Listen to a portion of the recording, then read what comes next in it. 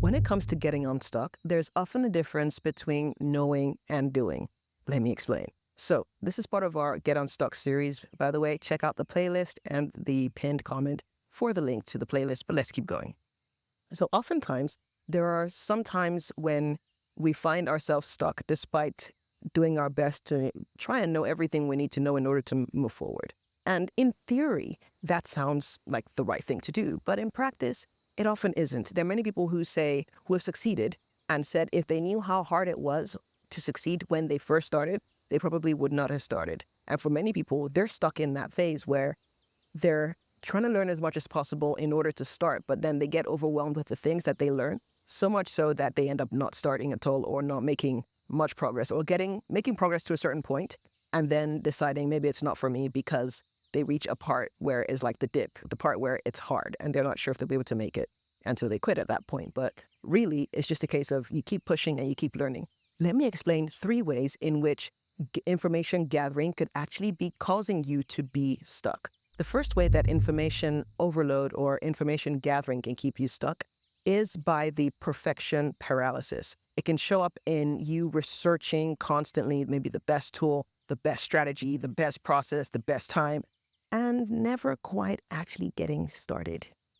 You compare multiple options, that's analysis paralysis, by the way, and then you just never do anything.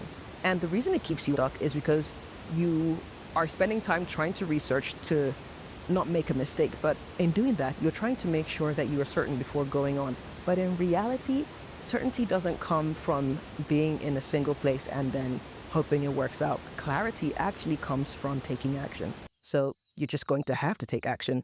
What I would say you could do instead is just-in-time learning. What that looks like is you deciding, okay, I'm going to learn just enough to get me started, and then I will get started. And once I get started, there'll be some roadblocks I hit, some parts where I don't fully understand, and then I'll take the steps required to make progress on those. Does that make sense? I'm hoping it does. Let me know in the chat if it does. Okay, so the second can be avoidance disguised as productivity. Let me show you how it works. I'll tell you from my notes. So you may see yourself, constantly making notes, bookmarking resources, enrolling in courses, but never actually taking that first step. When you have all the head knowledge, but no action. Yeah, that happens. Because in reality, the reason it happens to keep us stuck is because learning feels safe. It feels like we're making progress. It feels like we're doing something, even though the thing we're doing is not the thing that most matters. So it's not saying that information gathering is a problem or a bad thing. What I am saying, however, is the fact that if you spend so much time trying to gain certainty and just to learn different things, you're spending too much time on the thing that's not the most valuable. The most valuable thing would be you taking action. So whether it's, buying that camera or just recording using your phone and uploading your first video, you will make mistakes, yes, but you will learn along the process. You will get into situations where you don't know what to do next. And that's when you go and learn more. But you can just do just-in-time learning as opposed to trying to learn everything first and then implement. And we can't blame ourselves, right? It's the way we've been taught. In school, for example, in order to pass your exams and in order to graduate, you have to learn so much content before you even start implementing. So doctors, for example, spend a lot of years in learning before they're actually able to, do a lot of the things that they would want to do as doctors. Sometimes some programs now allow for not just learning in classrooms, but actually practical learning, which is good. But there are many other professions that don't have that, that privilege. So take business courses, for example. They're great for learning about business, but until you actually get your hands dirty and actually start the business and learn as you go along, you realize that you have a lot of head knowledge, but not practical knowledge. And sometimes the theories are oversimplified such that they don't apply as well to business as you would hope. I hope that makes sense. But here's what you can do instead. You can choose to set a learning to action ratio. What that means is for every hour you spend researching, maybe you decide, okay, for every hour I spend researching, I have to spend 2 hours implementing. Doing that kind of gets you into the frame of, okay, I don't want to spend so much time learning because then I'm going to spend so much time implementing. No, just, learn enough to get you started and start implementing. Start doing something. Take a small action today, but not just today, the next day and the next day. Just keep taking steps towards the goal you're trying to achieve. All right. Then the third is the missing piece illusion. So sometimes we think, okay, I'm just trying to find out because there's a particular strategy that I just need. There's a missing piece in my big puzzle that if I just found that one piece, I would be able to make progress and move forward. That, my friends, is a fallacy. It's false. Because it gives the illusion that, okay, you're doing a lot of work, again, like the previous example I mentioned, because you're researching, you're learning. But really, sometimes that missing piece won't even become clear until you take action. It's unfortunate, but that's just the thing. So again, what I'm telling you is not that you shouldn't spend time learning. What I'm actually saying is that you should spend time on the right things, on the more important things. Yet these things the other things may seem urgent, but what is really more important is you taking action. Just to let you know why you might feel like this, it's a control mechanism, right? It makes you feel like you're in control. It would help you feel like, okay, getting that lost piece, that missing piece would help you feel like, okay, you're in control, you know what you're doing. But in life, in practical terms, you don't always know what you're doing. Whenever you have a child, even if you've done a lot of parental classes to help you with taking care of a baby or knowing how to parent teenagers, you never quite fully know what to do until you get there. And then you also realize that each situation can be unique.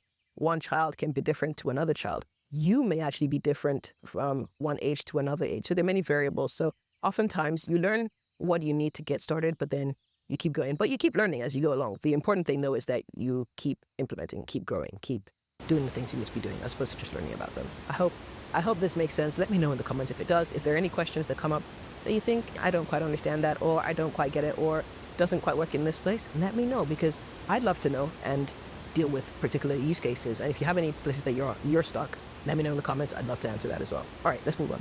So those are the three things I mentioned to you. So the first was perfection paralysis. The second was avoidance disguised as productivity. And the third was the missing piece illusion or fallacy. All right, but then if this feels like you've got to think, okay, all right, thank you for telling me the places where I may be stuck in terms of information gathering, but how does that help me actually get unstuck? I'm glad you asked. I'll tell you. Okay, so the first I would say is, first of all, you want to reframe the situation, right? So let me give you an example. In order to reframe, you might ask yourself the question, what's the smallest imperfect action I can take today that will move me forward, even if I don't feel fully ready? So it's asking yourself, if it's a marketing campaign, what is it that I can do? And ideally don't tell yourself it's a learning thing that I need to do, but what is an action that I need to take that will move me closer to actually doing this thing for me? That might look like creating a Facebook or Instagram ad account, or meta ad account, as it would be appropriately called. That way I know, okay, I've created the account. That's the first step. Next step may be deciding a budget. So how much I'm going to spend every day or every week on a particular campaign. And then the next would then be figuring out who my target audience is and who the campaigns should be targeting. That's another one. And then finally, just start with a small budget. So tell yourself, okay, you're going to spend maybe a maximum of $1 a day, right? Maybe for, 5 days, 7 days, to see how that works. And if that gets any traction, and then you can tweak things. There are a lot of things you won't know in advance until you actually take the plunge. That's the thing. And as I'm talking to you, I'm talking to myself, because this is an area I'm trying to get unstuck. Sometimes I felt like I didn't know enough about marketing in order to be able to do a proper marketing campaign for my voiceover business. But then I was speaking to a marketing professional who's also a friend, and she was just like, you know enough. You actually know enough. You studied this thing, and you're just basically facing analysis paralysis, where you know all these things that you could do, but you're not sure, and then you're not picking something. Just literally pick a lane, choose something. So for me, that could look like one live directed commercial voiceover for creative agencies. So I've defined who I'm dealing with. I've defined what I'm offering them. The platform I could choose is LinkedIn. So I know maybe a lot of my clients may be on LinkedIn, so reach out to them there. Some of them may be on Instagram, I don't know, but basically be there then. But let me say I'm sticking with LinkedIn because I want to keep it as simple as possible. I can always expand to other things later, but keep it as simple as possible. In terms of format, I could ask, what's the simplest way I can communicate? Could it be, for example, personal posts with clients, client examples, or maybe some tips for clients, or maybe voiceover samples as well? And am I doing video, or maybe I'm just doing audio and a bit of text? I think in terms of reducing the barrier to entry for me for doing this, it would actually be to maybe not do video, but do more audio and piece of text, because with voiceover, they're looking to hear a voice and they can read what it's about. And I could do video, but I know that would take me more time and I'd produce less content. So maybe just start with audio and a bit of text explaining the audio, just so that we can get some momentum going. You can always improve and increase things later, but start with that. So I've simplified that. The next thing would be to maybe build and post a 3-part mini campaign, for example. So day 1, I could share a story of how voiceover helped a particular client in the past that I've had. 2, I could share a voiceover tip with a short demo. So maybe a reel, video, or maybe just audio, like I said. Then the third could be I could offer a limited time booking, a certain amount off a live directed session or their first live directed session, that sort of thing. And then once I put that message out, I can see, maybe do the campaign over a few days and see how that hits. And I could also boost it with ads.